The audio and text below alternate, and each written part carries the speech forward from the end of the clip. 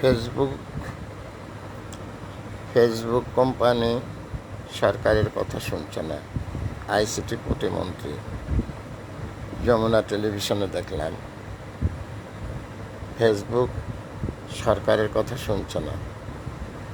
সরকারের কথা Facebook company শুনবে না, কারণ তারা অসহায় নয়, দরিদ্র নয়, এবং তারা যথেষ্ট শক্তিশালী, দুর্বল না।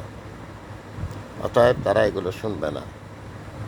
তাই মাননীয় প্রধানমন্ত্রী পলক সাহেবের কাছে আমার অনুরোধ, ফেসবুক কোম্পানি যেহেতু সরকারের কথা শুনছে না, এখানে যদি সরকারের কোনো পদক্ষেপ নেওয়ার সুযোগ থাকে, অথবা রাষ্ট্র পরিচালনার ক্ষেত্রে যদি ফেসবুককে টোটালি বন্ধ করে দেওয়ার প্রয়োজন হয়, সেটা করে দেন।